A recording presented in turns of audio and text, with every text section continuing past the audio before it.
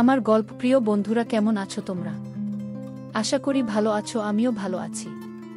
তোমাদের মজা দিতে আমি আরও একটি মজার গল্প নিয়ে এসেছি। গল্পটি শুনলে তোমাদের রড দিয়ে ঝরনার মতো পানি বেরিয়ে আসবে। তো বুঝতেই পারতেছ গল্পটা কেমন ইন্টারেস্টিং হতে চলেছে, তাই দেরি না করে কানে হেডফোন পরে নাও।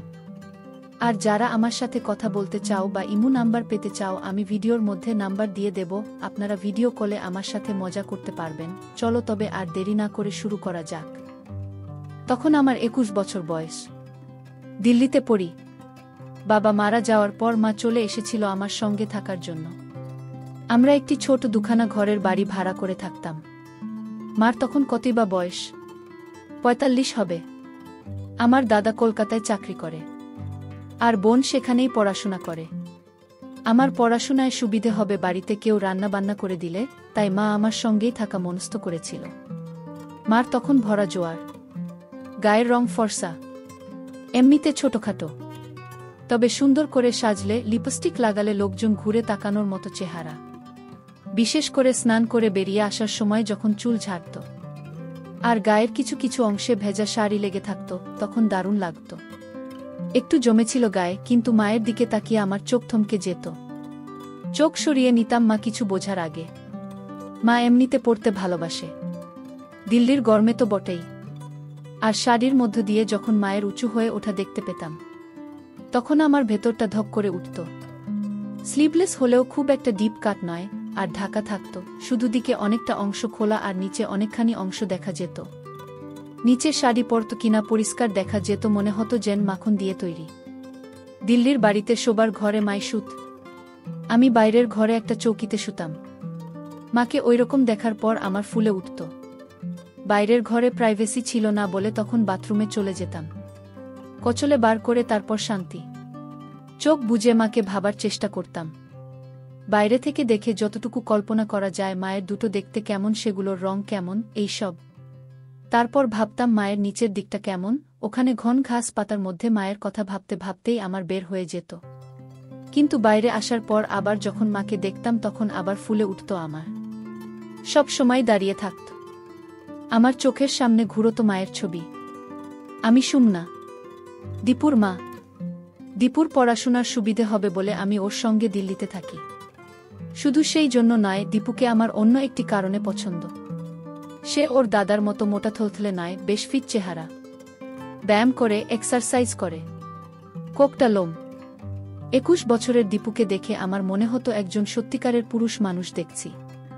আরেকটা কারণ হলো ও অনেক বেশি হাসি খুশি, আমার সঙ্গে খোলামেলা, তাই ওর কাছে থাকতে আমার ভালো লাগে।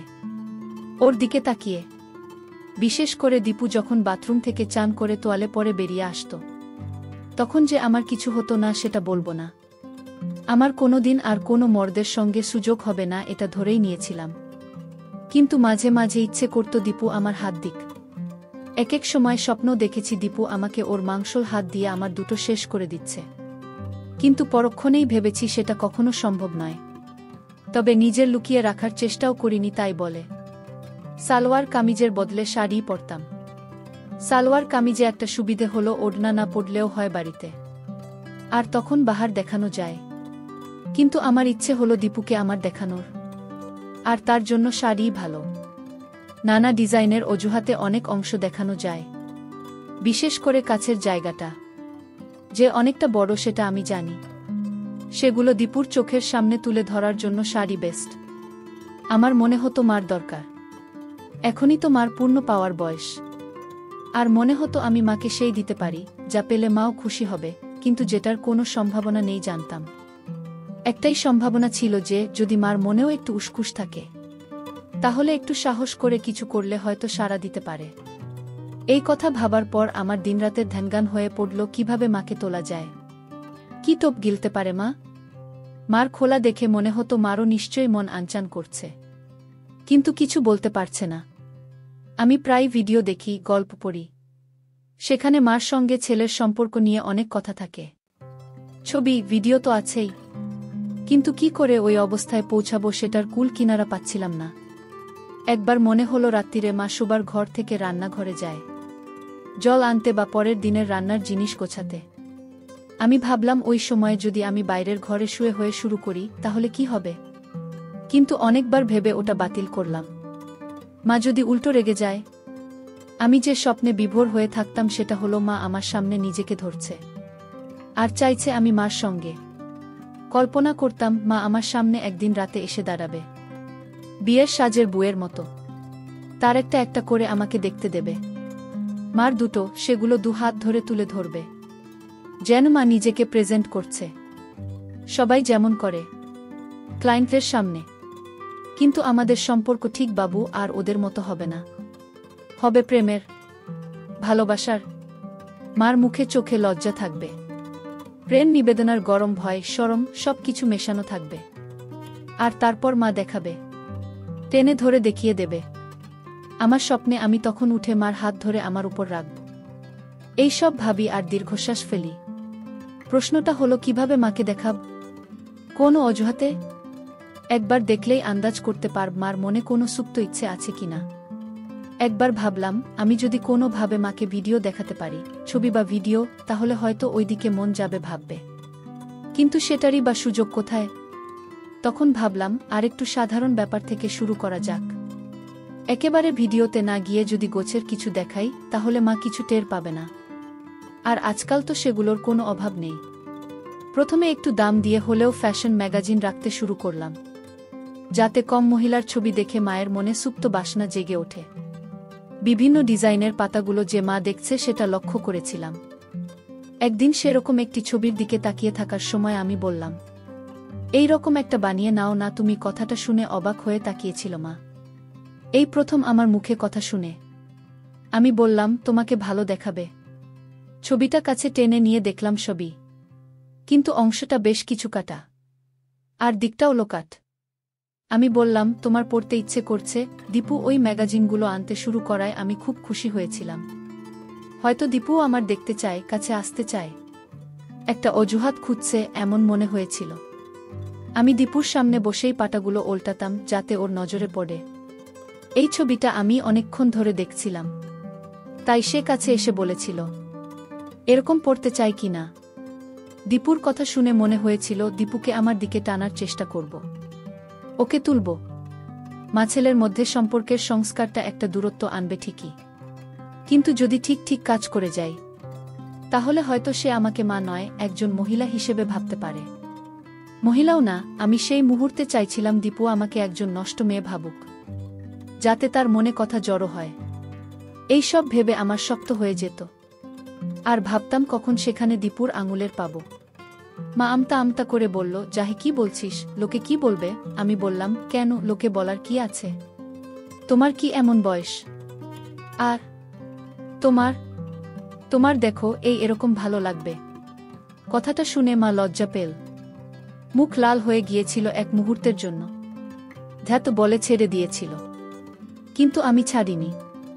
আমি বললাম, তোমাকে বানিয়ে দেব, ওটা হবে আমার গিফট। তারপর বললাম, চলো ওরকম একটা শাড়ি কিনে আনি। মা বলল, ও বাবা, আমি ট্রান্সপারেন্ট শাড়ি পরে বেরোতে পারবো না। আমি বললাম, ঠিক আছে, বাইরে পড়তে হবে না, কিন্তু তুমি একেবারে সাজবে না সেটা হয় না। তুমি একটু সাজুগুজু করলে তোমার মন ভালো থাকবে, এতে লাভ হয়েছিল। একদিন মা কাজ করতে করতে হঠাৎ বলল, আচ্ছা দীপু, আমি খুব মোটা হয়ে গেছি না? মা উপর থেকে সরিয়ে আমাকে দেখানোর চেষ্টা করছিল, গলা একটু আড়ষ্টতা। বুঝলাম মা অনেক ভেবে এই প্রশ্নটা করেছে, হয়তো আমাকে তার দেখাতে চায় এই কথা বলে, কারণ তখন নিচে উদ্ধত দেখা যাচ্ছিল, একটা পরিষ্কার দেখা যাচ্ছিল। আমি বললাম, না। মানে কেন বলো তো? না রে, কেমন একটা থলথলে হয়ে গেছি। ম্যাগাজিনের মডেলের ছবি দেখে তোমার এই কথা মনে হচ্ছে? মা মাথা নেড়ে সায় দিল। কি করি বলতো? কি আবার এক্সারসাইজ করো? ওটা তো জমেছে, চলে যাবে। কি এক্সারসাইজ করব বলতো? আমি ওই জিম টিমে যেতে পারবো না। ঘরে বসে কিছু করলে কমবে? ঘরে বসেই আমি এক্সারসাইজ করতে পারো তো? এই বলে ভাবলাম একটা সুযোগ নেই। বললাম, কিন্তু তার জন্য অন্য জামা পরতে হবে। পরে তো আর ওসব করতে পারবে না। কি জামা? আমি সাহস করে বললাম, তাহলে পায়ে শাড়ি জড়িয়ে যাবে না? কথাটা উচ্চারণ করার সময় আমার রক্ত গরম হয়ে উঠেছিল। আমার হাত রেখে মার দুটো দেখানোর ভঙ্গিতে বললাম, এগুলো শক্ত করে আটকে রাখতে হবে তো। মার বোধহয় কথা মনে ধরেছিল। কাছে এসে বলল, কোথায় কিনি বলতো? আমি বললাম, এগুলো তো অনলাইনেই পাওয়া যায়, এখান থেকেই অর্ডার করে দিচ্ছি বলে ল্যাপটপটা কাছে আনলাম। পাশে বসার ইঙ্গিত করে বললাম, এখুনি করে দিচ্ছি। মা যেন লজ্জা পেল একটু। বলল, না না, আমি নিজে কিনে নেব। কিন্তু কোন দোকানে পাবো রে? দূর, কোথায় খুঁজতে যাবে? সব দোকানে পাবেও না। এখুনি হয়ে যাবে, এসো। শুনে মা কাছে এসে বসল। আমি অনলাইন স্টোরসের সাইট খুলে সার্চ করলাম। পরা মডেলদের ছবি ফুটে উঠল, নানান ভঙ্গিতে পোজ করা। যেন খুব সাধারণ কথা বলছি সেই ভঙ্গিতে বললাম। মা একটু থতমত খেয়ে গেল এই ডিরেক্ট প্রশ্নে। তারপর আমার দিকে না তাকিয়ে বলল, আমি সুযোগ বুঝে একবার মার দিকে তাকিয়ে নিলাম। কোনো দরকার ছিল না, তবু মাকে বোঝাবার জন্য যে আমি মার দেখতে চাই। মা টের পেয়ে গুছিয়ে বসল। কিন্তু ঠিক পরের মুহূর্তেই মা হাত তুলে চুলে দিতে লাগল, আর আমি মার সব পরিষ্কার দেখতে পেলাম। তখন আমার রক্ত গরম হয়ে গিয়েছিল। মা যে ওই ভঙ্গি করছে সেটা স্পষ্ট বুঝতে পেরেছিলাম। মনে মনে ভাবলাম, দাদাও দেখাচ্ছি তোমায়। এই প্রথম মাকে প্রেমিকার রূপে ভাবলাম, তোমার ব্যবস্থা করছি আমি। আমি এবার আর চোখ সরিয়ে নিলাম না। যতক্ষণ পারি নির্লজ্জের মতো মার দেখলাম। একবার মার সঙ্গে দৃষ্টি বিনিময় হলো, দেখলাম মা তখনও চুল ঠিক করার ভান করে মেলে ধরেছে আমার সামনে। আমি ইচ্ছে করেই ছেনালিপনা করেছিলাম। আমি চেয়েছিলাম দীপু আমার দুটি ভালো করে দেখুক, আর জানুক যে আমি সেটা উপভোগ করছি। আমি চাই দীপু বুঝে নিক যে আমার দিকে তার চাহনি আমার ভালো লাগে। দীপু যখন আমার দিকে হা করে তাকিয়েছিল, আমি আর চোখে দীপুর দিকে তাকিয়েছিলাম। দেখেছিলাম সেখানে একটা বলিষ্ঠ রয়েছে। সেটা দেখতে পেয়ে আমি আমার হাত আরও কিছুক্ষণ উপরে রেখেছিলাম। আমি তাকিয়ে আছি দেখে মা হেসে জিজ্ঞেস করল, কি বিশ্বাস হচ্ছে না? অত দেখতে হবে না। আমার মুখে কথা সরছিল না। বললাম, তোমার যা। উফ, একই কথা বলে যাচ্ছে শুধু। কোথায় আমার আরেকটু ভালো হবে সেটা না, একটু চাইছি এক্সারসাইজ করার কথা। আর ছেলে শুধু ভালো বলেই যাচ্ছে। ওরকম কথায় ভালো না বেশে সত্যি সত্যি একটু সাজেশন দে তো দেখি। তারপর বলল, আচ্ছা শুনেছি নাকি নাচ প্র্যাকটিস করলে কমে? সবাই বলে বেলি ড্যান্সিংয়ের কথা, কমে যায় নাকি?